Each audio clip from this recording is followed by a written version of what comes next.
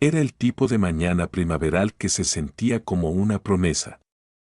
Emma estaba sentada en el porche de su pequeña casa azul en Eugene, Oregón, con una taza humeante de té de manzanilla entre las manos, y el aire olía a tierra mojada y a flores de cornejo en plena floración. El cielo era nítido, la luz dorada, y el ritmo de los pasos de Jack caminando dentro anunciaba que todavía estaba pensando en el resultado del examen. Aquella pequeña varita con 2 líneas rosas descansaba dentro, sobre el lavabo del baño, el resultado de esos 3 minutos que lo habían cambiado todo. Llevaban casados poco más de un año, recién casados según cualquier medida, y vivían de forma sencilla, pero feliz. Jack era fotógrafo freelance, siempre en busca de luz y paisajes, y Emma, maestra de segundo grado, pasaba sus días leyendo cuentos ilustrados y enseñando a abrochar cordones. La vida no era perfecta, pero era buena de una manera suave y cotidiana. En su refrigerador había imanes con forma de frutas y una tira de fotos de una cabina de fotos de su luna de miel en Santa Cruz. Hablaban del futuro como si fuera un jardín que plantarían juntos, una flor, una verdura, una risa a la vez. Intentar tener un bebé había comenzado como un sueño envuelto en esperanza. Hablaban de nombres en susurros bajo las sábanas, recorrían el contorno del rostro del otro con asombro, contaban semanas y meses como niños esperando la Navidad.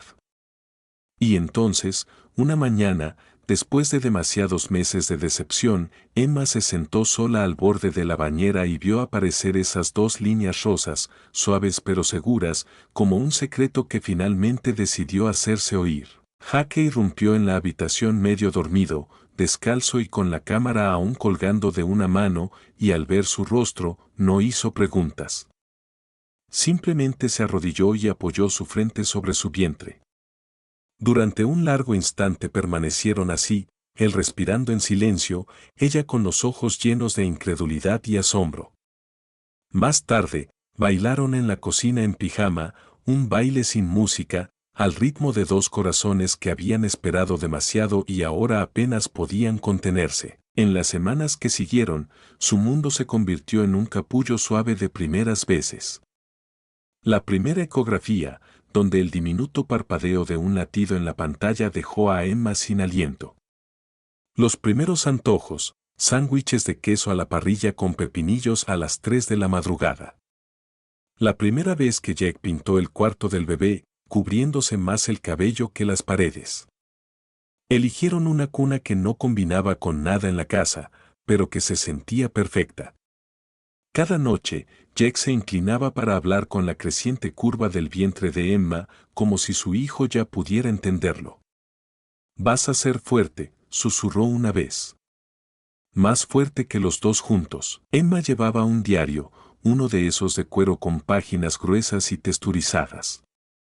Escribía cartas al bebé, pequeños mensajes sobre su día, sobre los pájaros afuera, sobre cómo a veces se despertaba en medio de la noche con un aleteo en el pecho, preguntándose si era emoción o miedo. Le contaba sobre cómo Jack siempre se olvidaba de apagar la luz de la cocina y cuánto ya los amaba. En esas páginas no había espacio para la duda. Solo esperanza. Decidieron desde el principio que sería un niño. No había confirmación médica aún, pero Emma decía que simplemente lo sabía. Lo sentía en los huesos, en el antojo por lo salado, en la forma en que el latido del bebé galopaba como un caballito salvaje. Lo llamaron Noah. Fue idea de la abuela de Jack, un nombre que sonaba antiguo y suave y valiente, como alguien que podía atravesar tormentas y aún así encontrar tierra firme. Emma ya lo imaginaba, rizos oscuros como los de su padre, ojos llenos de preguntas, una risa que llenaba habitaciones. Compró una jirafa de peluche y la colocó con cuidado dentro de la cuna, como un centinela en guardia. A veces se sentaba en la habitación durante horas, con las manos sobre el vientre, simplemente respirando. La luz del sol de la tarde se filtraba a través de las cortinas vaporosas, dibujando patrones en el suelo. Observaba cómo cambiaba la luz y pensaba en el futuro, no solo en los primeros pasos y las canciones de cuna, sino en las obras escolares, las rodillas raspadas, los cuentos antes de dormir. Imaginaba su primer paseo en bicicleta, su primer desamor, la primera vez que defendiera a alguien. Imaginaba en quién se convertiría y susurraba oraciones silenciosas para que fuera bondadoso. El embarazo, por todos los indicios, empezó sin complicaciones. El cansancio habitual, algo de náuseas, nada más. Su doctora le decía que estaba sana, que el bebé se desarrollaba perfectamente y todo iba bien. Jaque tomaba más fotos de las necesarias, Emma con su vientre en crecimiento junto a árboles, contra atardeceres, bajo la lluvia. Bromeaba diciendo que su bebé nacería creyendo que la vida era una larga sesión de fotos.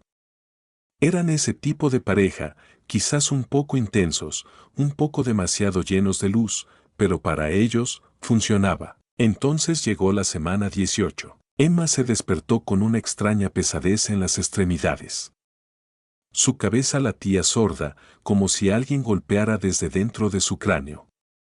Tenía un sarpullido tenue en los brazos, rojo pálido y casi bonito, de no ser porque se sentía tan mal. Supuso que no era nada, quizá algo que comió, tal vez demasiado sol.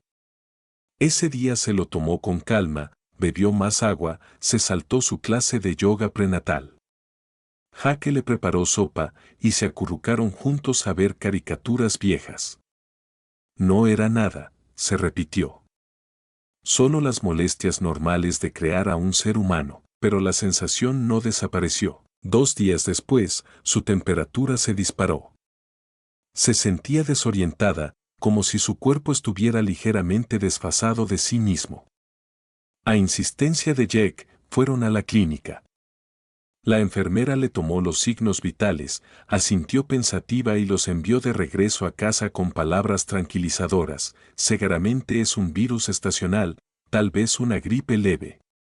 Vamos a hacer unos análisis de sangre rutinarios por precaución. No se preocupen. Así que no lo hicieron. Aún no. Volvieron a sus rituales diarios, Emma leyendo a su vientre, Jack tarareando canciones de los Beatles en la ducha, conversaciones sobre marcas de cochecitos y monitores de bebé.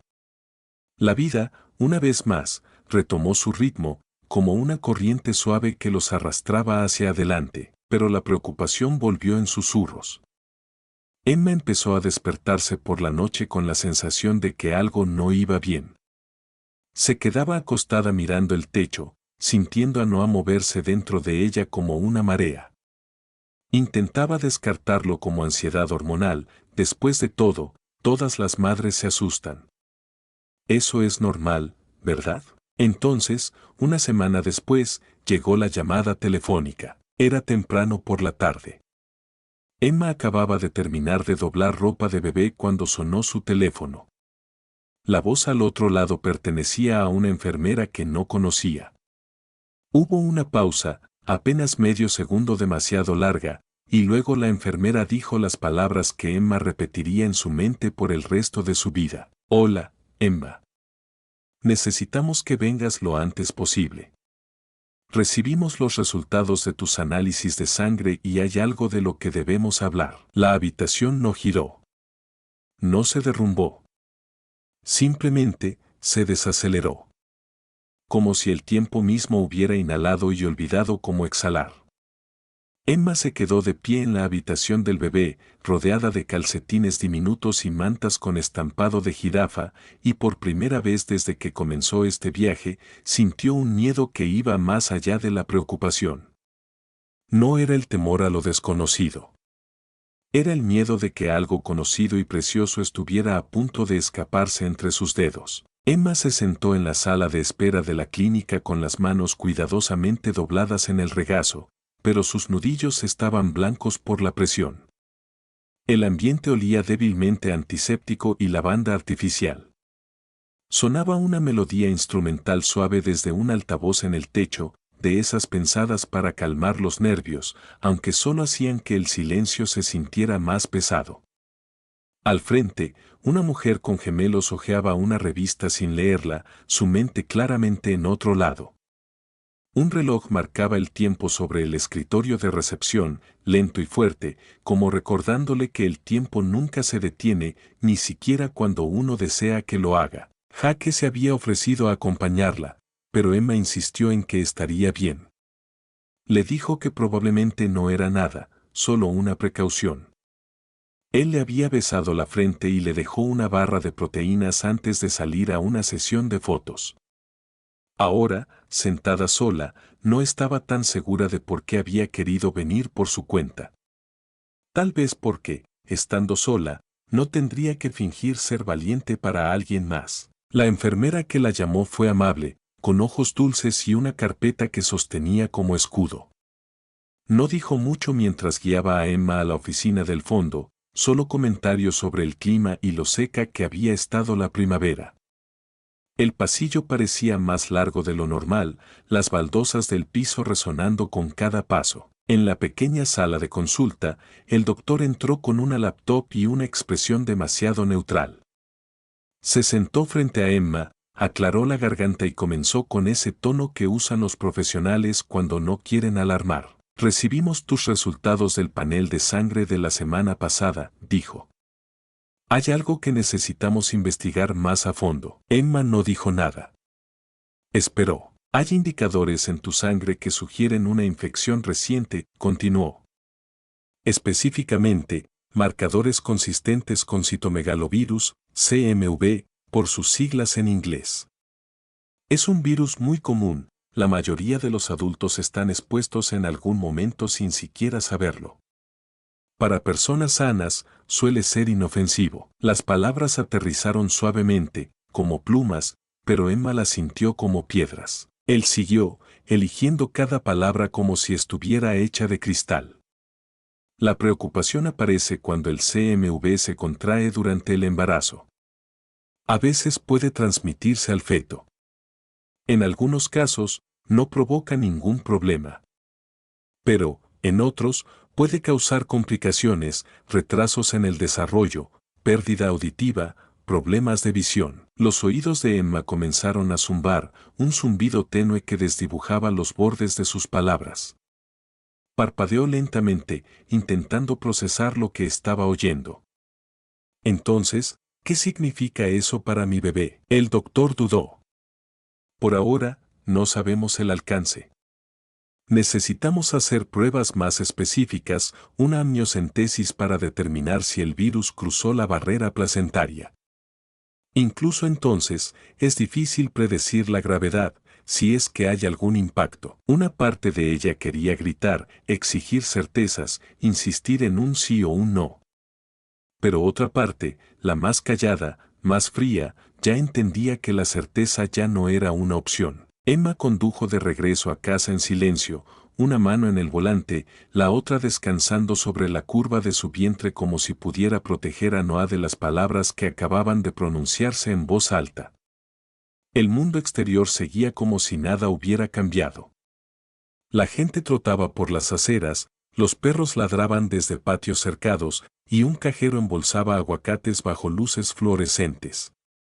La vida era indiferente. La vida no tenía idea de que la de Emma acababa de dividirse en dos, antes y después. Cuando Jack entró más tarde esa tarde, sonriendo con la luz del sol aún en el cabello, Emma no habló de inmediato. Lo dejó quitarse los zapatos, dejar su bolso de cámara, besarla en la mejilla. Entonces se volvió hacia él con unos ojos que habían envejecido una década desde esa mañana y solo dijo 3 palabras. ¿Encontraron algo? Jake no hizo preguntas. No todavía. La abrazó y se quedaron de pie en la sala, rodeados por el zumbido del refrigerador y el murmullo bajo del ventilador del techo, aferrándose como quienes intentan mantenerse a flote en un mar en el que nunca quisieron caer. Esa noche, el silencio entre ellos se extendió. Emma se sentó al borde de la cama, aún con la ropa de más temprano, una mano trazando distraídamente el bordado de la colcha que su madre había hecho. Jake se movía por la cocina con movimientos lentos y deliberados, hervía agua, servía té, como si el simple acto de hacer algo útil pudiera mantener alejada la angustia. La casa se sentía distinta, como si algo sagrado hubiera sido alterado. El aire en sí parecía tener peso. Podía sentir a Noah moverse dentro de ella, un aleteo suave, como si nadara entre sus propias preguntas. Esa pequeña presencia que antes había sido solo alegría, una anticipación pura y sin complicaciones, ahora venía envuelta en incertidumbre. ¿Ya le dolía? ¿Era consciente? Las preguntas anidaban dentro de ella, multiplicándose como sombras. Cuando Jake finalmente regresó al dormitorio, con 2 tazas desparejadas en las manos, se sentó a su lado en silenciosa solidaridad. No hablaron sobre el doctor, ni el virus, ni el miedo que sentían como una piedra en el pecho. En cambio, bebieron té, y Emma apoyó la cabeza en su hombro. La habitación estaba iluminada suavemente por la lámpara de noche, lanzando sombras largas que danzaban suavemente en las paredes, un entorno demasiado pacífico para la tormenta que sabían que se avecinaba. En los días siguientes, se movieron por la vida como en piloto automático. Emma continuó enseñando, aunque a menudo se distraía a mitad de frase, mirando por la ventana mientras sus alumnos coloreaban mariposas y soles. Sonreía cuando debía. Reía cuando se esperaba. Pero había una nueva fractura bajo su superficie, invisible pero que se ensanchaba. Jake dejó de hablar sobre muebles de bebé. Dejó de leer sus libros sobre paternidad. Se sumergió en el trabajo, editando fotos hasta entrada la noche, con el resplandor de la pantalla pintando su rostro con una luz fría. Emma lo oyó llorar una vez, en el baño, con el grifo corriendo demasiado tiempo como para que solo se estuviera lavando las manos. Volvieron a la clínica para más pruebas, una ecografía de nivel 2, y luego la amniocentesis, a la que Emma accedió aunque cada parte de ella se encogía ante la idea de esa aguja. Sostuvo la mano de Jack durante el procedimiento, apretándola más fuerte de lo que pretendía. Después, descansó en una sala de recuperación tranquila con una manta tibia sobre las piernas, los ojos cerrados, fingiendo que estaba en otro lugar. Un lugar seguro. Esperaron casi una semana por los resultados. Cada llamada telefónica era una amenaza. Cada correo electrónico sin abrir hacía que el estómago de Emma se retorciera. Y entonces, simplemente así, llegó la llamada, no con respuestas, sino con más gris. El virus había cruzado la placenta. No había evidencia clara de anomalías severas todavía, pero el riesgo estaba ahí. Y era real. La frase sin garantía se convirtió en una especie de mantra de los médicos.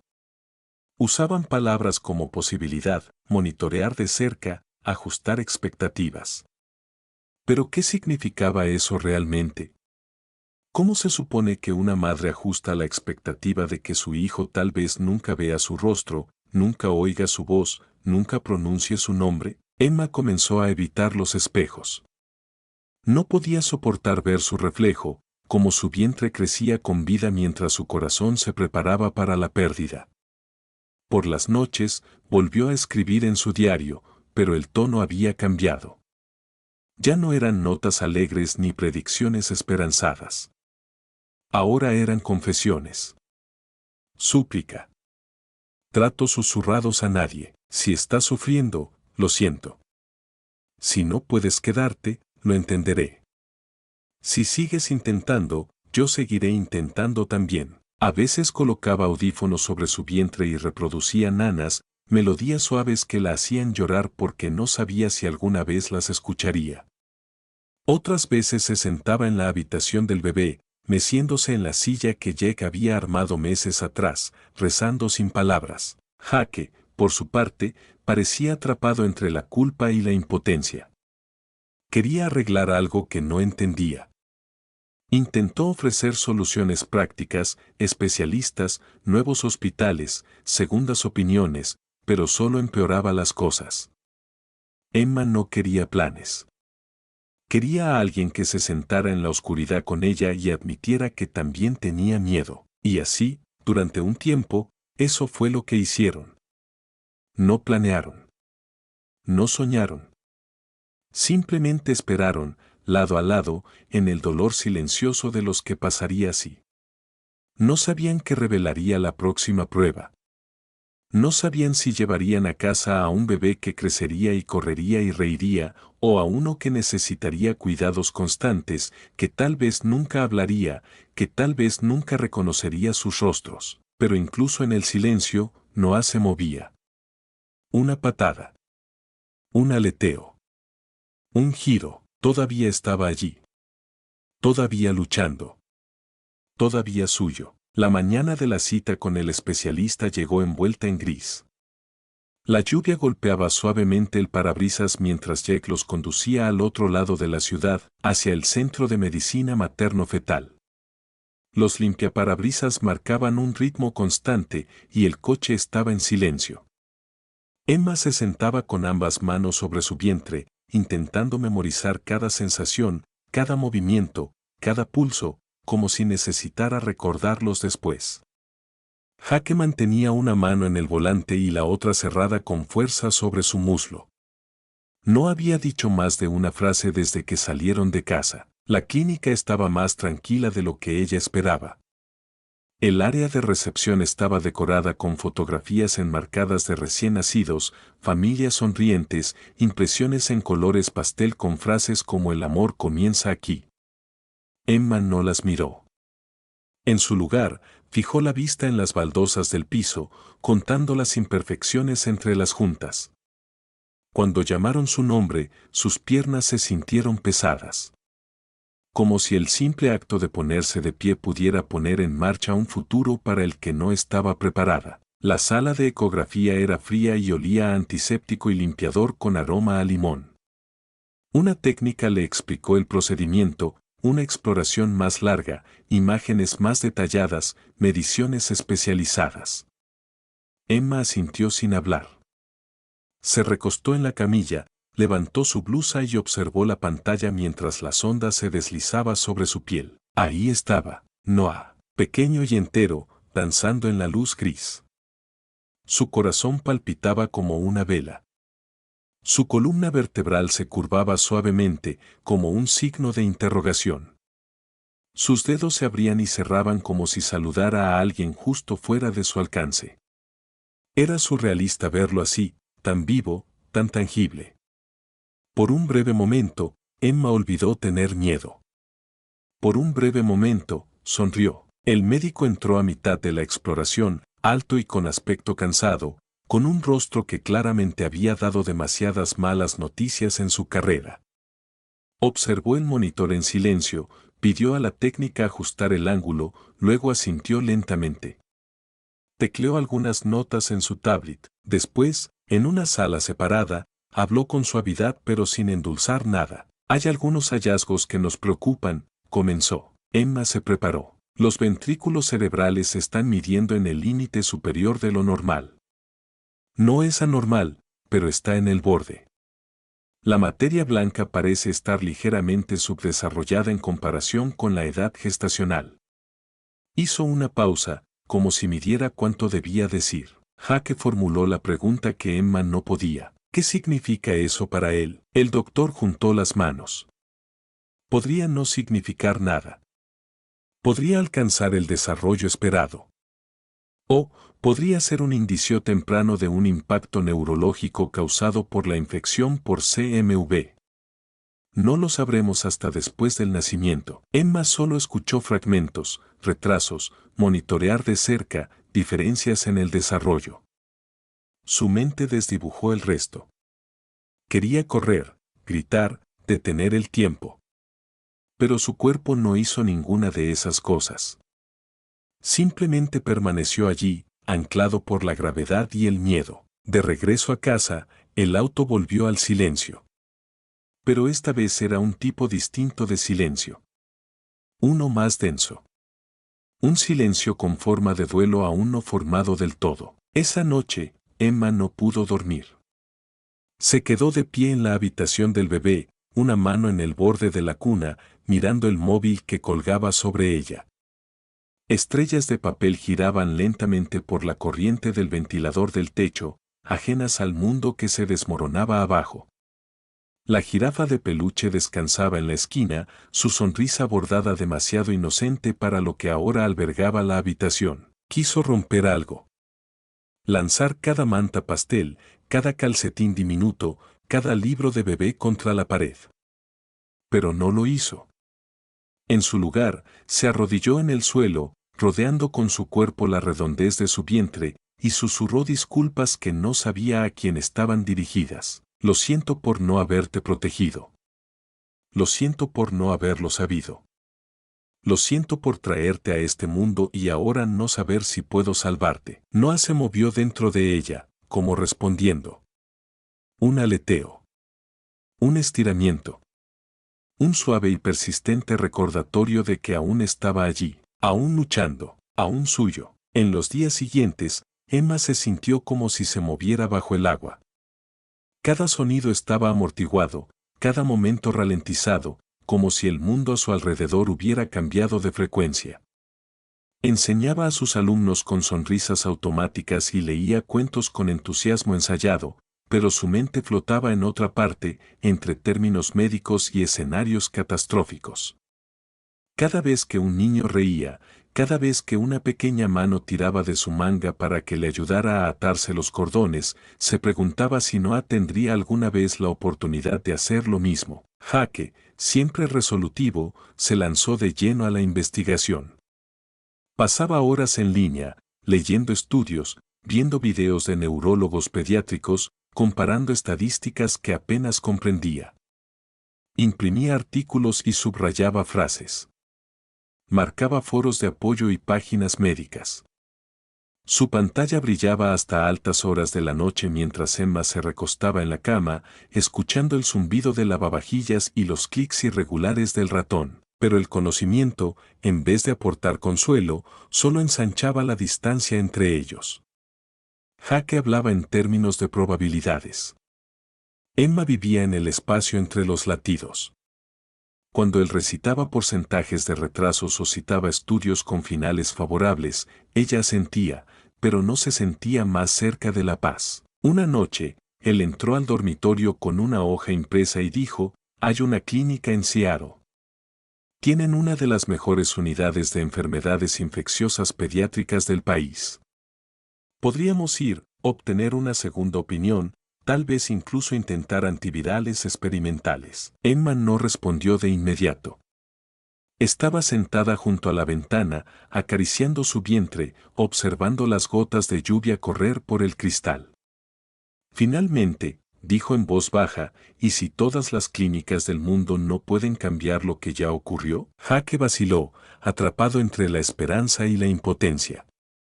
Entonces, al menos sabremos que hicimos todo lo posible. Emma se volvió hacia él, con los ojos bordeados de cansancio y algo más profundo.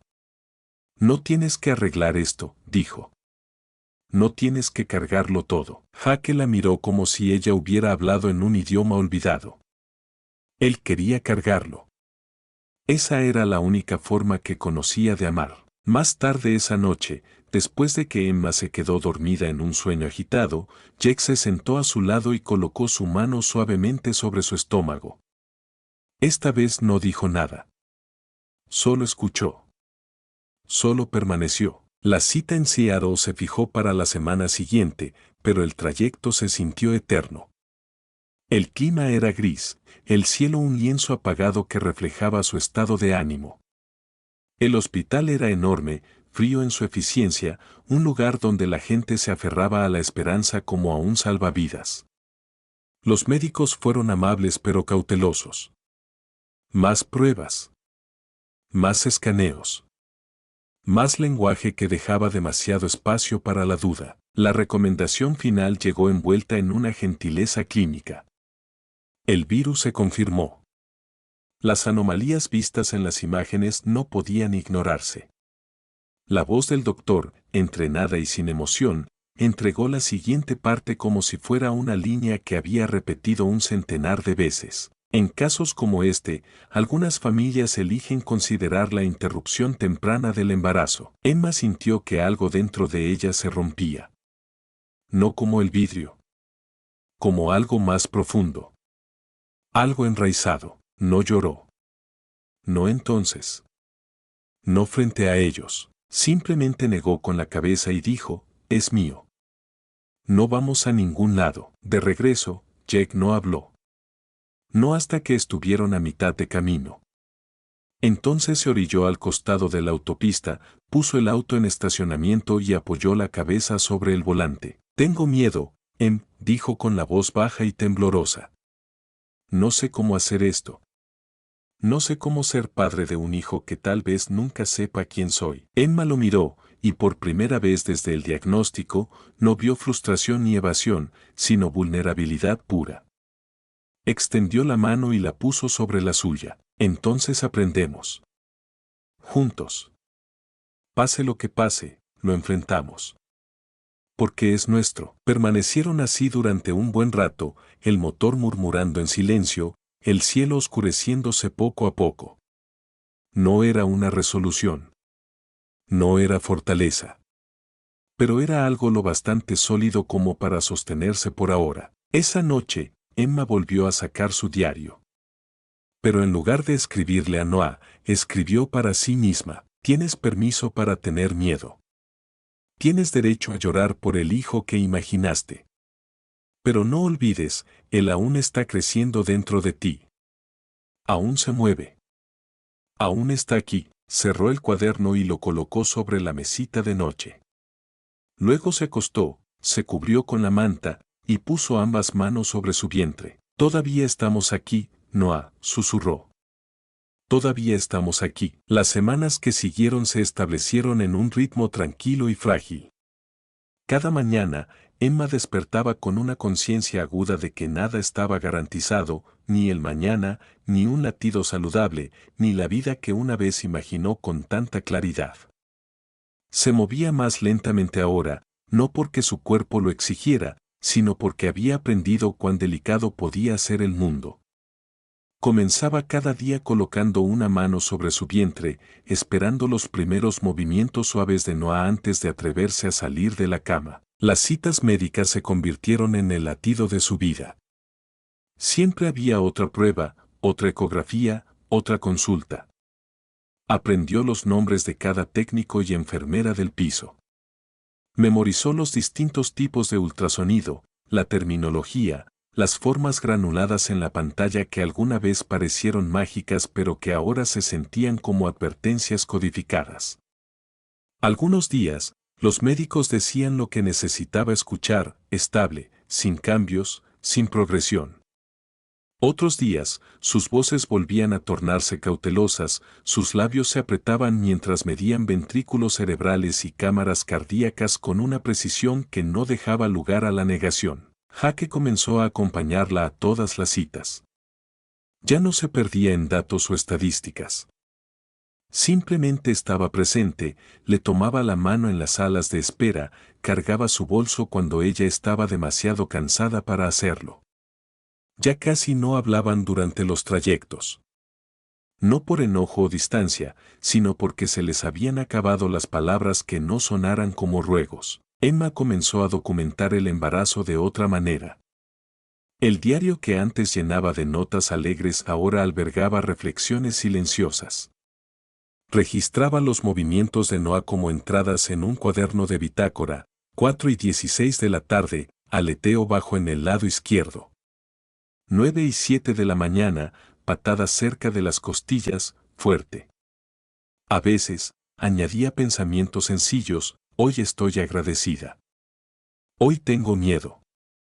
Hoy siento ambas cosas. Un día, durante una resonancia fetal, un especialista señaló una pequeña mancha brillante en la imagen, una calcificación en el cerebro. Habló con delicadeza, pero las implicaciones eran claras. Podía ser benigna. O podía ser otro signo de daño. Emma sintió con el rostro sereno, pero sus manos temblaban levemente en el regazo. Esa noche, se dio un baño largo, sumergiéndose en el agua hasta que solo su rostro quedaba fuera de la superficie. La casa estaba en silencio, salvo por el crujido ocasional de la madera y el zumbido suave del refrigerador al fondo. Imaginaba a Noah suspendido dentro de ella, flotando en su propio mundo tranquilo, ajeno a la ansiedad que se deshacía fuera de su santuario. Se preguntaba si sentía su miedo. Si sabía que todavía luchaba por él.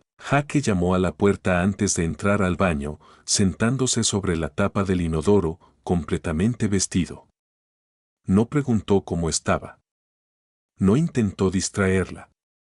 Solo se sentó allí, una presencia lo bastante firme como para anclarla. Empecé a armar la cómoda, dijo en voz baja. La de su ropa. Emma no respondió de inmediato. El aire olía a lavanda y a un leve rastro de antiséptico en su piel. Después de una pausa, dijo, incluso si no la necesita. Jake bajó la mirada a sus manos. Entonces la terminaré igual. Por si acaso. Más tarde, cuando ya estaba seca y envuelta en una de las camisetas viejas de Jake, se recostaron juntos en la cama, sus cuerpos curvados alrededor del niño entre ellos. No hablaron, pero Emma sintió algo cambiar, un acuerdo tácito. Avanzarían, no con certezas, sino con presencia. No con respuestas, sino con intención. No sabían qué clase de mundo recibiría a Noah. Pero sabían esto, lo encontrarían allí, fuera donde fuera ese lugar. El tercer trimestre llegó en silencio, como si no quisiera perturbar la paz frágil que habían logrado construir. Emma marcó el hito no con celebración, sino con una respiración profunda. Había aprendido a no anticiparse demasiado. La habitación del bebé seguía a medio terminar, el baby shower había sido cancelado semanas atrás. Los cajones que Jake había construido permanecían vacíos, salvo por una manta doblada y un par de calcetines del tamaño de una uña. Cada mañana, Emma seguía un ritual.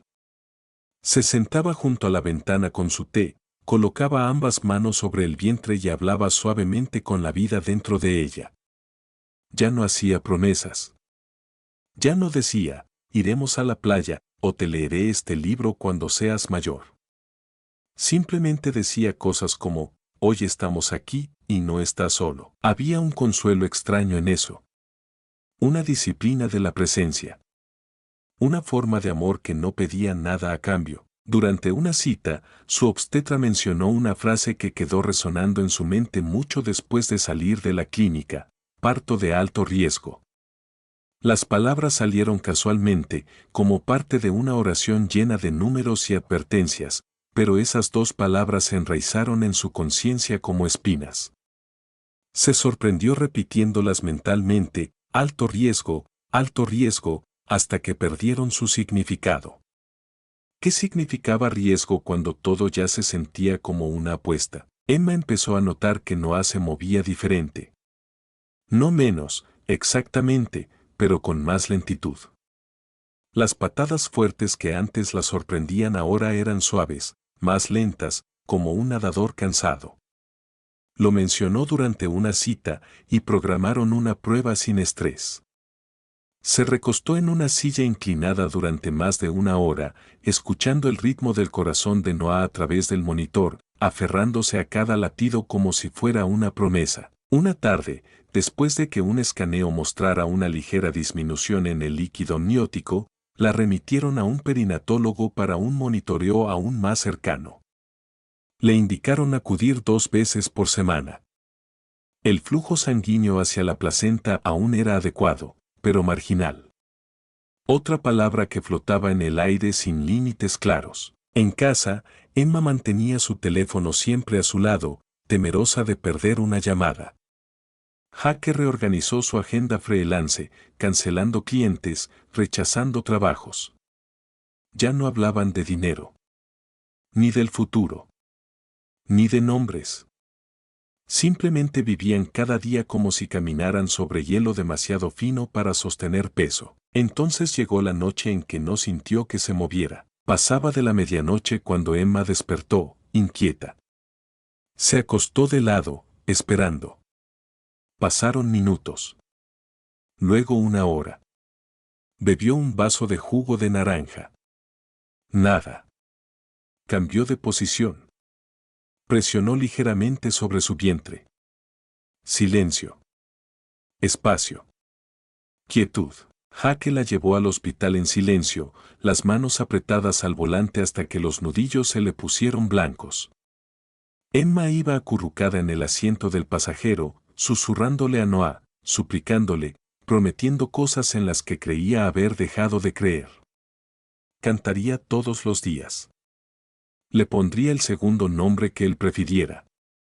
Lucharía más fuerte. Solo, muévete. En el hospital, las enfermeras se movieron con una calma entrenada. La conectaron a los monitores, ajustaron las correas sobre su vientre, colocaron un Doppler sobre su piel. Por un momento, no se oyó nada. Emma cerró los ojos. Entonces, ahí estaba, un latido, lento, constante, presente. El alivio la inundó como una ola, seguido de las lágrimas que no había dejado caer en semanas. Jake se cubrió el rostro con ambas manos, temblando con la liberación de un aliento que no sabía que había estado conteniendo. El médico explicó que los bebés a veces cambian de posición, que los patrones de movimiento pueden alterarse en el tercer trimestre. Pero la verdad era clara, el margen de error se había agotado. Tendrían que vigilar muy de cerca. Muy de cerca. Esa noche, de vuelta en casa, Emma se paró en la puerta del cuarto del bebé y miró el espacio que habían creado. Los colores suaves, los libros en el estante, la jirafa aún en guardia. Entró, cruzó la habitación y, por primera vez en semanas, abrió el cajón superior de la cómoda. Comenzó a llenarlo. Un body, un gorrito diminuto, un par de calcetines. Noah seguía con ella. Y eso bastaba, por ahora. La tormenta llegó antes de lo previsto. Las nubes oscuras comenzaron a agruparse poco después del mediodía, gruesas y bajas, envolviendo Eugene como un telón pesado. Para las 3 de la tarde, la lluvia caía en cortinas constantes, empapando las aceras, convirtiendo las alcantarillas en ríos. El viento aullaba entre los árboles, doblándolos en ángulos agudos. La luz parpadeó una vez, luego otra, y finalmente se mantuvo. Emma estaba en la cocina mirando cómo el agua se deslizaba por la ventana, una mano apoyada en la parte baja de la espalda. Llevaba con contracciones desde la mañana, leves, irregulares, el tipo que no encajaba del todo con la definición de trabajo de parto. Llamó a su doctora, quien le dijo que las monitoreara y que fuera al hospital si se intensificaban. Con 33 semanas, aún era demasiado pronto. Demasiado arriesgado. Pero no completamente inesperado. Preparó una taza de té de menta, aunque el estómago no lo pedía. Jake había salido por provisiones, nervioso por el clima y la posibilidad de quedarse sin electricidad. Había insistido en que se quedara en casa y descansara. Ya te preocupaste suficiente por los dos, le había dicho antes de irse, besándole la frente. Ella no discutió. Las contracciones se intensificaron alrededor de las 5 de la tarde. Se recostó en el sofá, en posición fetal, contando los minutos. 20 minutos entre una y otra. Luego 15. Luego 10. Para cuando Jack regresó, empapado y cargando bolsas, Emma apenas podía mantenerse en pie. Él dejó todo y corrió a su lado. ¿Hospital?, preguntó, los ojos muy abiertos, la voz ya tensa con pánico. Ella asintió. Creo que está pasando. Jake la ayudó a subir al coche mientras el viento aullaba a su alrededor como una advertencia. La lluvia golpeaba el parabrisas, pesada y ruidosa. Las calles estaban resbaladizas, la visibilidad era escasa. Mientras salían del camino de entrada, Emma se aferraba al apoyabrazos, concentrada en su respiración. Inhalar. Exhalar. Aquí. Ahora. Pero a 2 calles de su casa, tuvieron que detenerse. Un árbol enorme había caído atravesando la carretera, arrastrando líneas eléctricas con él. Las luces de la patrulla parpadeaban rojo y azul entre la niebla. Un agente les indicó que dieran la vuelta. Jake dio la vuelta al coche, intentó otra ruta. Bloqueada. Otra más. Inundada, cada opción cerrada. cada camino los alejaba. El pánico comenzó a subir, al principio callado, como humo que se filtra bajo la puerta. Las contracciones de Emma ya eran cada 6 minutos. Agudas, bajas, contundentes. Sus dedos se clavaban en el cinturón mientras Jake llamaba al 911 con manos temblorosas. La operadora respondió con calma, pero su tono cambió al escuchar la situación. Estamos teniendo retrasos, dijo. Inundaciones, apagones, escombros. Hemos enviado una unidad, pero puede tardar en llegar. ¿Cuánto?, exigió Jack. No puedo decirlo, respondió la voz. Quédense donde están, ella respira con normalidad, hay sangrado. Emma no escuchó el resto. El dolor llegó como una ola, arrastrando todo al silencio. Colgaron. Jake la miró, pálido, empapado, con una expresión atrapada entre el terror y la resolución. No vamos a llegar al hospital, dijo en voz baja. Ella asintió. Entonces tenemos que quedarnos en casa. De regreso en casa, Jake actuó por instinto. Despejó espacio en el garaje, la única habitación con alimentación de emergencia gracias al generador. Extendió toallas, colocó la luz de emergencia, sacó el kit de parto del armario. Emma se apoyaba contra la lavadora, respirando a través de otra contracción, el sudor mezclándose con el agua de lluvia que aún goteaba de su cabello. Llamó a la enfermera de guardia del hospital, quien lo guió por el proceso, con voz firme, clínica, tranquilizadora. Tenían un plan. Tenían instrucciones. Aún así, no parecía suficiente. Nada podría haberlos preparado para esto. A medida que pasaban las horas, las contracciones se volvían más cercanas, más fuertes. Emma se aferraba al brazo de Jake con cada una, la mandíbula apretada, los ojos salvajes de dolor. Apenas reconocía su propia voz al gritar. Jake seguía susurrando, «Estás bien, lo estás logrando, lo tenemos». Le secaba la frente con una toalla, le sostenía la mano, intentaba mantenerse en pie mientras el miedo amenazaba con derribarlo. Cuando rompió fuente, fue repentino y punzante. Ella jadeó, se dobló, y Jack corrió a colocar más mantas bajo ella. Entonces vino la presión. Entonces llegó el terror. La voz de la enfermera en altavoz daba instrucciones claras y cortas. Sostenga la cabeza. Cuidado con el cordón. No tire. Deje que el cuerpo salga naturalmente. Las manos de Jack temblaban. Seguía respirando. Seguía repitiendo las indicaciones. Seguía mirando a Emma, aferrándose a sus ojos para no derrumbarse. Y entonces, Noah comenzó a salir. Una cabeza. Hombros. Un cuerpo resbaladizo de nacimiento y lucha. Jake atrapó a su hijo con manos temblorosas. Noah no lloró. Emma miró fijamente a Jake. «Está respirando», susurró. Jake miró el cuerpo diminuto en sus manos. Pálido. Quieto. «No, no todavía». La voz de la enfermera se alzó, más urgente. «Frótele la espalda. Estimule suavemente. Limpie las vías respiratorias. Manténgalo caliente». Jake siguió cada indicación.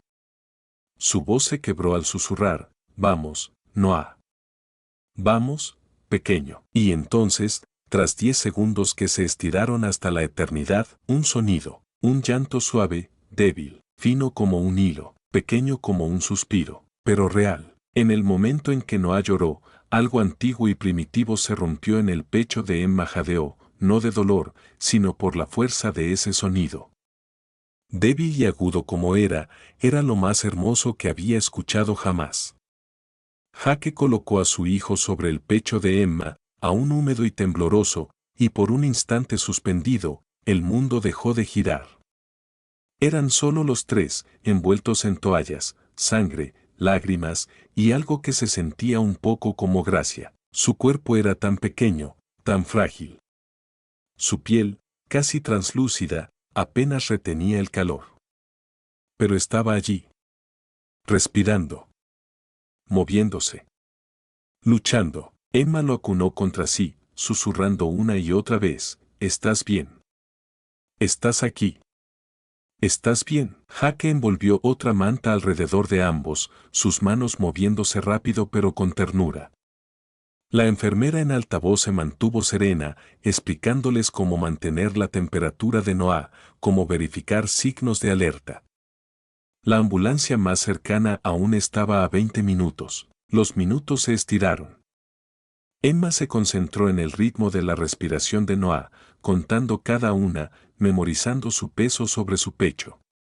Jake le tomaba el pulso como había indicado la enfermera, sosteniéndole la muñeca diminuta entre dos dedos, casi con miedo de apretar demasiado. Cuando miró a Emma, sus ojos brillaban, la boca temblaba con palabras que no podía decir. No pensé que llegaríamos tan lejos, murmuró finalmente. Emma asintió. Yo tampoco. Cuando los paramédicos llegaron, empapados hasta los huesos y cargados con el equipo, se movieron rápido, con manos expertas, voces bajas y eficientes. Evaluaron a Noah, anotaron su tamaño prematuro, revisaron sus signos vitales. Estaba estable, pero apenas. Sus niveles de oxígeno eran bajos. Su color demasiado pálido. Lo envolvieron en compresas térmicas y lo colocaron en una incubadora de transporte neonatal, sellándolo detrás de plexiglas y monitores parpadeantes. Emma insistió en ir con él. Jaque lo siguió en el coche, con las manos temblando tanto que tuvo que sujetar el volante con más fuerza que nunca. El hospital estaba a 20 minutos, pero pareció una eternidad. En la ambulancia, Emma mantenía la mano presionada contra el lado de la incubadora, observando el pequeño pecho de su hijo subir y bajar con ayuda de una máscara de oxígeno. Una enfermera monitoreaba sus signos vitales, otra le hablaba a Emma con actualizaciones constantes. Está aguantando. Es un luchador, decían. Pero Emma conocía el subtexto, aún no estaba fuera de peligro. Ni cerca. En el hospital, un equipo ya los esperaba. Noah fue llevado directamente a la UCIN, Unidad de Cuidados Intensivos Neonatals, donde una ola de máquinas, tubos y monitores se convirtió en su nuevo entorno. Emma fue conducida a una habitación privada para recuperarse, pero se negó a dormir. Se negó a comer. Seguía pidiendo noticias. Seguía intentando llegar hasta él. Pasaron horas antes de que se lo permitieran. Jaque le sostuvo la mano mientras entraban juntos a la UCIN, un espacio lleno de demasiada luz y demasiado silencio. Las incubadoras se alineaban en las paredes. Las enfermeras se movían como sombras. Las máquinas emitían pitidos constantes que hacían que el corazón de Emma latiera a destiempo. Noah estaba en una esquina, encerrado en plástico, con cables saliendo de su pecho, sus diminutos brazos envueltos en sensores. Tenía los ojos cerrados. Su boca se movía ligeramente, pero no salía sonido. Una enfermera se acercó y les explicó todo: niveles de oxígeno, sondas de alimentación, soporte respiratorio. Emma no escuchó nada. Solo permaneció allí, con una mano en el cristal, susurrando su nombre. Jaque se acercó y hizo lo mismo. Noah. Estamos aquí. Lo logramos. Lo lograste. Más tarde esa noche, un neonatólogo vino a hablar con ellos. Tenía un rostro que había sido testigo de milagros y tragedias en igual medida. Se sentó delante de ellos con suavidad y comenzó a explicarles los detalles. Noah tenía un tamaño menor al esperado para su edad gestacional. Sus pulmones estaban subdesarrollados. Presentaba signos de hipoxia leve, privación de oxígeno durante el nacimiento. Y dada su historia médica y la exposición prenatal al CMV, había motivos para estar preocupados. Ahora mismo, dijo el doctor, estamos haciendo todo lo que podemos. Pero debo ser honesto, existe la posibilidad de impacto neurológico. Retrasos en el desarrollo. Problemas auditivos o visuales. No sabremos con certeza hasta dentro de un tiempo. Emma no lloró. Esta vez no. Simplemente asintió y dijo, ¿y ahora qué hacemos? El doctor la miró, no con lástima, sino con respeto. Ahora, dijo él, se quedan. Lo aman. Y luchamos. Y eso hicieron. Emma y Jack se turnaron para sentarse junto a la incubadora de Noah, hablándole, leyéndole cuentos ilustrados que trajeron de casa. Empezaron a familiarizarse con el lenguaje de las máquinas, la sutil fluctuación de la saturación de oxígeno, el alza y baja de la frecuencia cardíaca, el parpadeo de las alarmas. Emma anotaba cada movimiento, cada cambio, cada momento de alerta como si fuera un verso sacado de un texto sagrado. Jack llevaba su cámara, pero nunca la sacó de su funda. Esto no es algo que deba fotografiar, dijo. Es algo que debo sobrevivir. Emma entendió sin cuestionarlo. En la escasa luz de la usina, con la cadencia constante de las máquinas y su hijo luchando por cada aliento, entraron en un nuevo capítulo, uno que no estaba escrito en libros de bebés, ni en redes sociales, pero que se dibujaba en el silencio y la oración desesperada, y aún no había terminado. La usina se convirtió en su universo.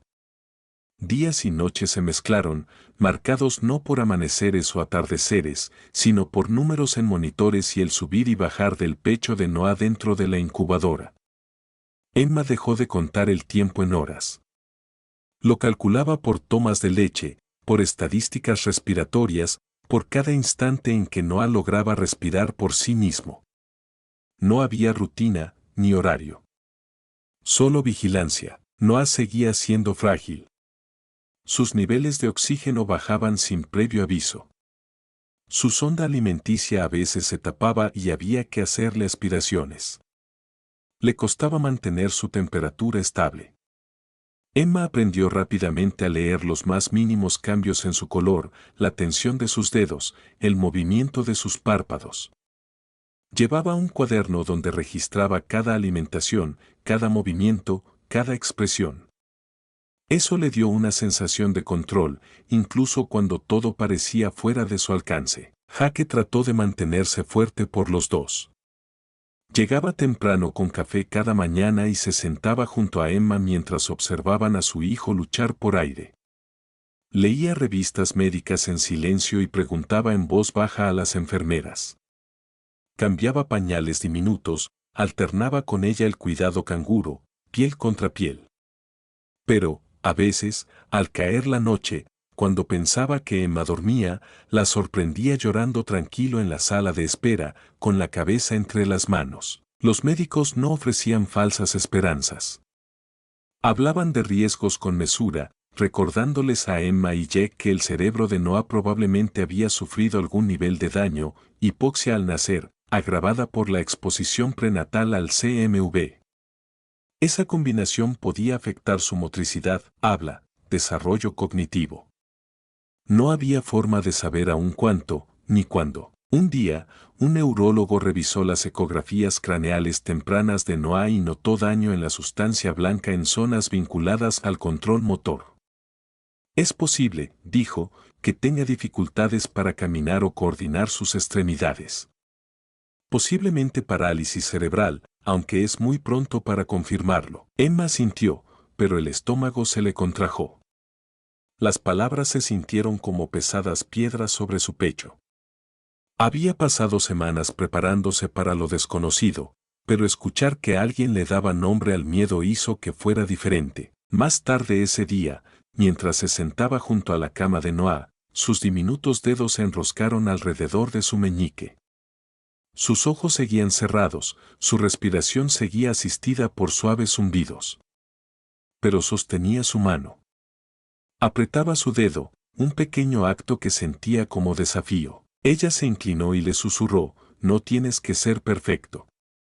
Solo sé. Jaque se unió, arrodillándose junto a la incubadora, apoyando su frente contra el plástico. Él ya está haciendo más de lo que jamás imaginé, dijo. Emma no respondió. No podía. Se le quebraba la voz al pensar lo que quería decir y lo que aún no estaba lista para sentir. Y entonces, aparecieron los momentos de esperanza, lucecitas diminutas que brillaban como estrellas en medio de la oscuridad. Una mañana, Noah abrió los ojos por primera vez. Nublados, lentos al enfocar, pero parpadeó. Emma lloró durante 1 hora seguidamente, incapaz de apartar la vista. Otro día, mejoró lo suficiente como para que se le retirara por un momento la máscara de respiración. Duró 23 minutos respirando por sí solo. No fue mucho, pero fue algo. Esos eran los momentos a los que se aferraban. Emma empezó a colgar pequeños dibujos en su rincón de la usina, bocetos que Jack había hecho en servilletas del hospital, animalitos, estrellas, incluso una familia de palitos sonriendo. Las enfermeras comenzaron a llamarlo el muro de Noah. Una de ellas, Melissa, colocó una nota junto al dibujo de la jirafa: los corazones más fuertes laten en silencio. A pesar de los destellos, la incertidumbre estaba siempre presente, como un techo bajo. Emma sabía que no debía esperar un progreso lineal. Cada paso adelante traía 2 regresos. Algunas noches, los niveles de oxígeno de Noah caían sin aviso. Algunas mañanas, su peso se estancaba. Gritaba en silencio durante las extracciones de sangre, su boca se abría, pero no salía sonido, y Emma tenía que apartar la mirada, tragándose su propio alarido interior. Empezó a hacer preguntas más directas a los médicos. ¿Cómo sería su vida? ¿Caminaría? ¿Hablaría? ¿Me llamaría mamá? Las respuestas siempre fueron las mismas: no lo sabemos. Aún no. Aquella noche, con el suave pitido de las máquinas acompañando cada aliento de Noah, Emma escribió en su cuaderno: tal vez nunca diga mi nombre. Pero tal vez lo escuché de todas formas, en la forma en que me mira. En cómo extiende su mano. En el modo en que se queda. Fue al 32º día en la usina cuando Jack no llegó esa mañana. Al principio, Emma pensó que simplemente había dormido más tarde. Había estado quedándose a veces hasta tarde, negándose a salir del hospital pese a que las enfermeras se lo sugerían. Pero cuando pasó una hora, y luego otra, le mandó un mensaje, luego llamó. No hubo respuesta. Cuando finalmente entró por las puertas de la usina un poco después del mediodía, los hombros caídos y los ojos inyectados en sangre, Emma supo que algo había cambiado. Se sentó junto a ella sin decir nada. Tomó la hoja con el gráfico de Noah del mostrador, lo hojeó y después la dejó como si fuera demasiado pesada. No preguntó qué pasaba de inmediato. Esperó. Al final, Jack habló.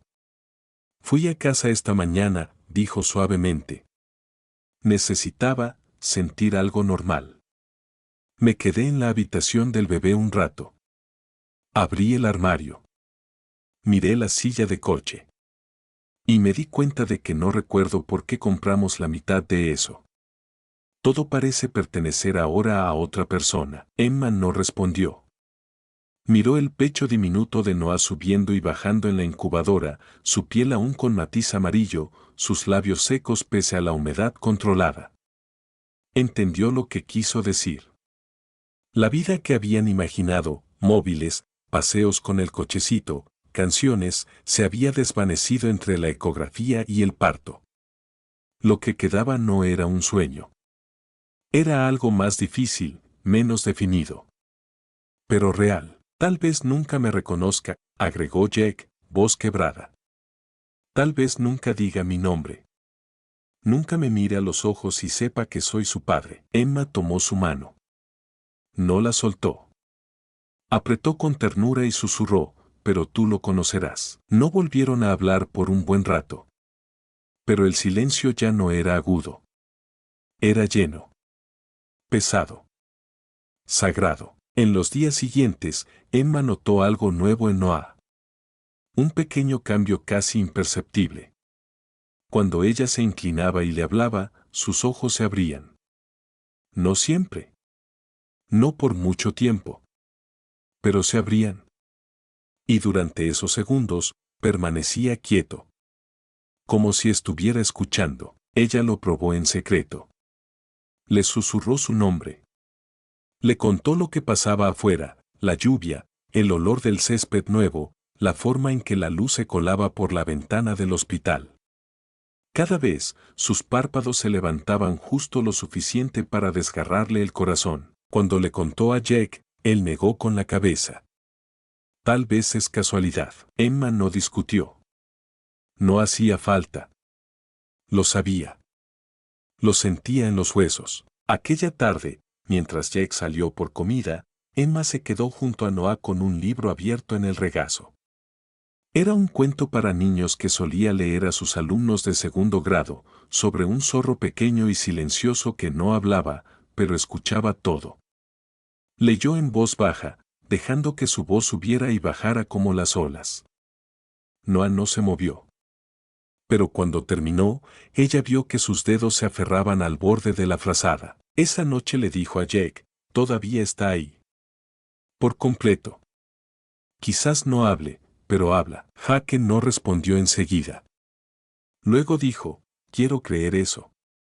De verdad. Emma se giró hacia él, cansada pero con convicción. Entonces créelo. No necesitamos una sola palabra. Ya dijo lo más importante cuando se quedó. Las semanas continuaron pesadamente. Noah ganó peso, lenta pero seguramente. Pasó de la incubadora a una cuna térmica. Su respiración mejoró lo suficiente como para quitarle el oxígeno de alto flujo. Pequeños éxitos. No fueron triunfos estruendosos, pero construyeron algo más fuerte, ímpetu. Pero incluso cuando el personal del hospital empezó a usar frases como planificación de alta y transición a cuidado domiciliario, Emma no pudo quitarse la sensación de que cargaban equipaje invisible. El miedo no se había ido. Solo había cambiado de forma. Una tarde, mientras preparaba un nuevo juego de ropa para llevar la mañana siguiente, Emma miró a Jake, que organizaba la carpeta médica de Noah. ¿Y si nunca mejora?, preguntó suavemente. Jake no levantó la vista. Entonces nos hacemos más fuertes. Ella asintió. ¿Y si no podemos? Se detuvo, dejó la carpeta y se acercó a ella. Entonces flexionamos. Pero no rompemos. Cuando finalmente llevaron a Noah a casa, pesaba 2,5 kilogramos. Seguía con sonda de alimentación. Necesitaba medicamentos. Controles frecuentes con neurología, audiología y especialistas en intervención temprana. Su casa parecía la misma, pero nada se sentía habitual. Cada ruido, cada luz, cada superficie era examinada desde la perspectiva de las necesidades de Noah. Pero hubo un momento, esa primera noche, cuando Emma se sentó en la mecedora con Noah dormido sobre su pecho, su respiración suave y constante, y dejó que su cabeza cayera hacia atrás y cerró los ojos. El silencio ya no estaba lleno de aparatos. El único latido que escuchó fue el suyo, y fue suficiente. El hogar no fue el final de la historia, fue un nuevo comienzo, marcado por monitores médicos, alarmas nocturnas y rutinas centradas en jeringas y alimentación por sonda. La habitación del bebé se convirtió en una mezcla de dormitorio y estación de atención médica. Emma y Jake se movían con preparado ritmo, sanitizaban biberones, medían medicamentos, registraban tomas como internos médicos de guardia. Los médicos dijeron que los primeros 100 días en casa eran críticos. No solo para el crecimiento de Noah, sino para marcar señales, sutiles, tempranas, de cómo su cerebro y su cuerpo responderían al mundo. Fue durante ese periodo que algunos padres empezaban a ver lo que había mejorado, y lo que tal vez nunca cambiaría. Emma pidió una licencia del trabajo de maestra. Jake dejó de aceptar trabajos de fotografía por completo. Construyeron un cronograma pegado en el refrigerador, citas terapéuticas, horarios de alimentación, revisiones de oxígeno. Los amigos ofrecían ayuda, pero Emma encontraba difícil explicar qué tipo de ayuda necesitaban. No era comida ni cuidado de niños. Era alguien que se sentara callado en el sillón a las 3 de la mañana cuando Noah lloraba y no sabía por qué. Los llantos de Noah eran distintos. No seguían el patrón de hambre o molestias. Llegaban como tormentas, de pronto, intensos, a veces imposibles de calmar. Se asustaba con facilidad. Su tono muscular se tensaba impredeciblemente. Su mirada, aunque abierta, a menudo se perdía más allá de ellos, enfocada en cosas que no podían ver.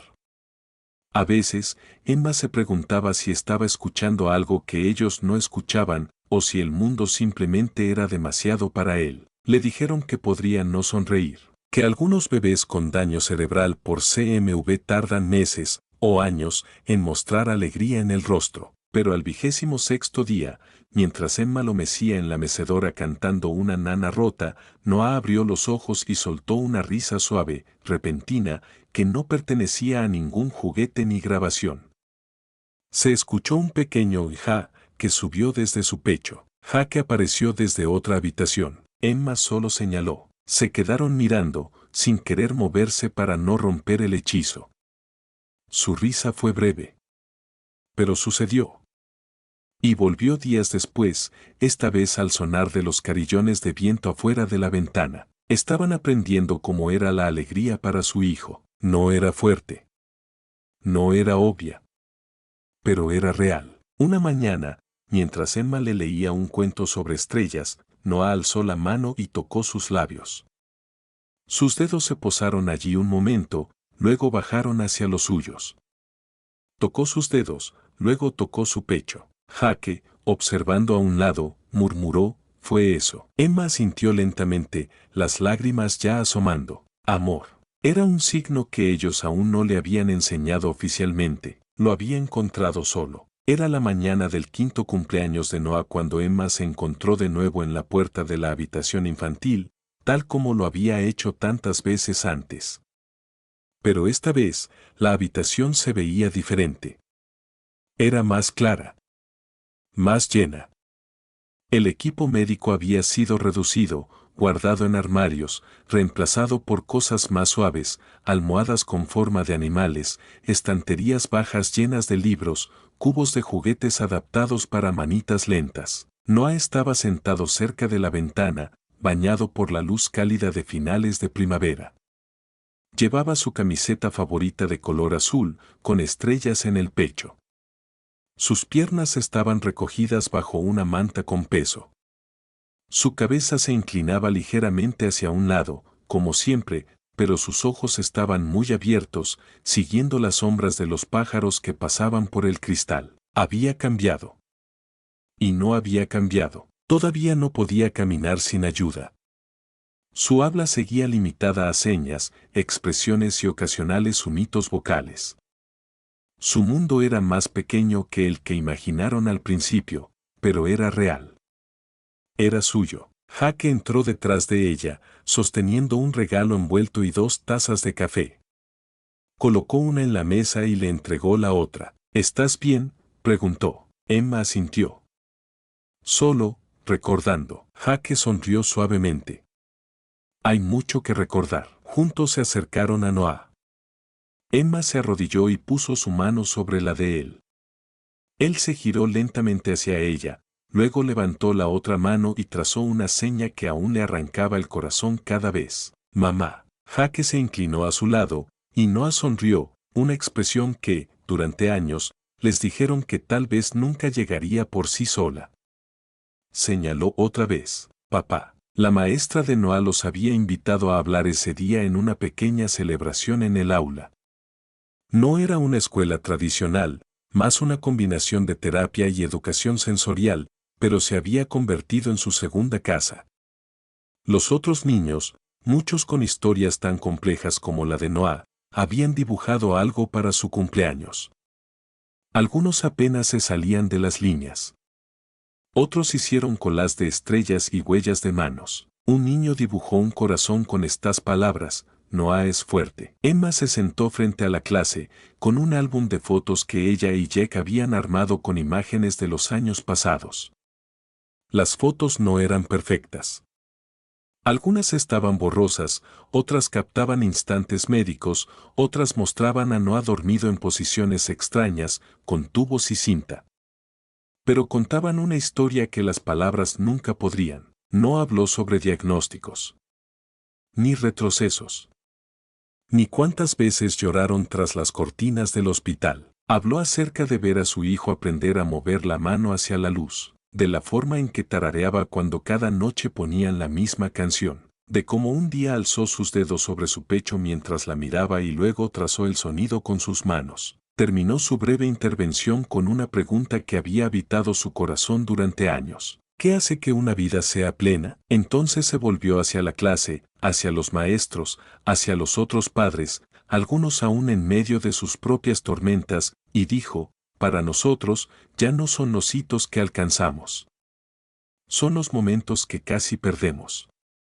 Y los que pudimos presenciar. Más tarde esa noche, después de que se apagaron las velas y los visitantes se fueron, Emma arropó a Noah.